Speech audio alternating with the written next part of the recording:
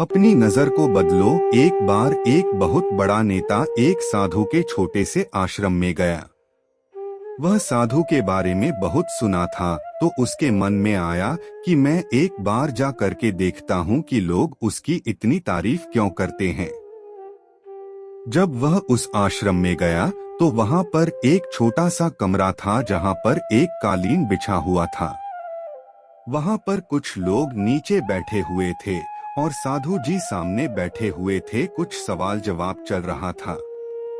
वह नेता उस आश्रम में आया और उस नेता के साथ में 4 बॉडीगार्ड भी थे और उसकी यह आदत थी कि जहाँ पर भी वह जाता था लोग अपनी जगह से खड़े हो जाते थे और उसकी तरफ देखते थे, हाथ जोड़ते थे और सर झुकाते थे।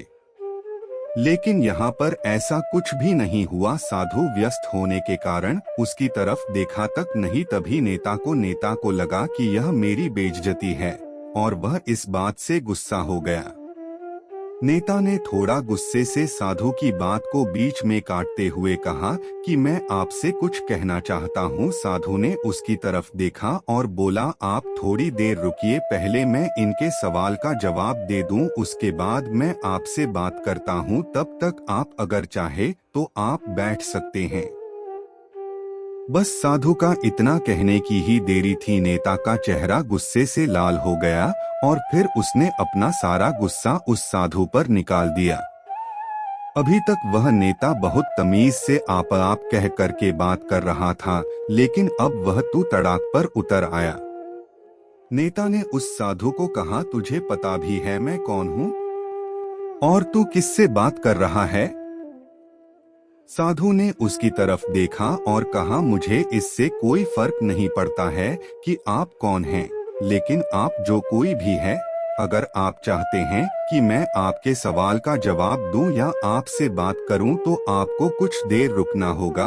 और साधु की यह कहते हैं नेता गुस्से से पागल हो गया और वही सबके सामने चीखने चिल्लाने लग गया। अब मैं तुझे तेरी असली औकात दिखाऊंगा। तूने मुझसे पंगा ले करके ठीक नहीं किया। तुझे पता भी है मैं तेरे बारे में क्या सोचता हूँ। साधु ने फिर से नेता की तरफ देखा और बड़े ही प्रेम से कहा कि मुझे इससे कोई फर्क नहीं पड़ता कि आप मेरे बारे में क्या सोचते हैं। आप जो चाहे वह मेरे बारे में सोच सकते हैं।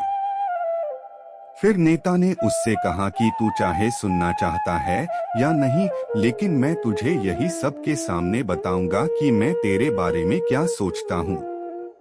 तू कोई साधु नहीं है, तू एक बहुत ही घटिया इंसान है। तू एक ढोंगी है, पाखंडी है और यहाँ पर जितने भी लोग बैठे हैं उन सबको बेवकूफ बना रहा है। तेरा बस एक ही मकसद है, इन लोगों की जेब में जितना भी पैसा है वह सब तेरे पास में आ जाए।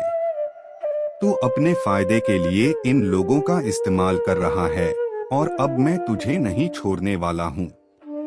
पूरी दुनिया के सामने तेरा पर्दाफाश करके रहूंगा। लेकिन उसके इतना बोलने के बाद भी हल्की सी मुस्कान उस साधु के चेहरे पर बनी ही रही। यह देखकर वह और भी तिलमिला गया और उसने कहा, अब बहुत हो गया। अब मैं यहाँ 1 मिनट भी नहीं रुकने वाला, लेकिन अभी भी तेरे पास मौका है। अगर मुझसे माफी मांगनी है या मुझसे कुछ कहना है तो कह सकते हो।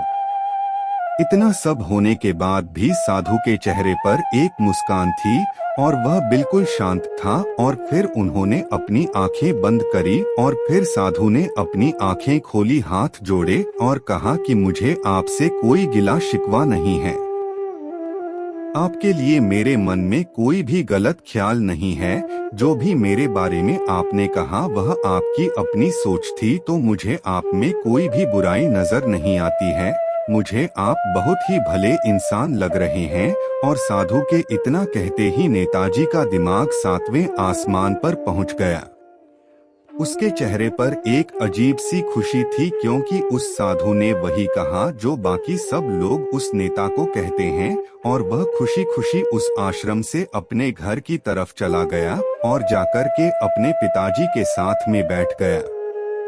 उसके पिताजी ध्यान में थे उन्होंने पूरी जिंदगी सिर्फ लोगों की सेवा करी और बदले में कुछ भी उम्मीद नहीं किया। तो थोड़ी देर बाद जब उन्होंने अपनी आंखें खोली और देखा अपने बेटे को अपने साथ बैठे हुए, तो उनके बेटे के चेहरे पर आज एक अजीब सी खुशी थी जो आज से पहले उन्होंने कभी नहीं देखी थी।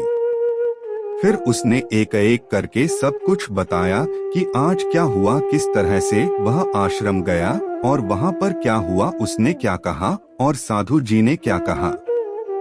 जब उसके पिताजी ने पूरी बात सुनी तो थोड़ा सा मुस्कुराए और अपने बेटे को देख करके बोले कि उन्होंने तुम्हारी तारीफ नहीं करी, क्योंकि उन्होंने वह नहीं कहा कि जो तुम हो, उन्होंने वह कहा कि जो वह खुद है। और तुमने जो भी कुछ उनको कहा वो नहीं कहा कि जो वो है, बल्कि तुमने वह कहा जो तुम खुद हो। यही बात वेदों में भी कही गई है, यथा दृष्टि तथा सृष्टि। यह दुनिया तुम्हें वैसी नहीं दिखती जैसी यह दुनिया है, यह दुनिया वैसी दिखती है तुम्हें जैसे तुम खुद हो। जिसकी नजर जैसी है उसके लिए यह दुनिया वैसी ही है।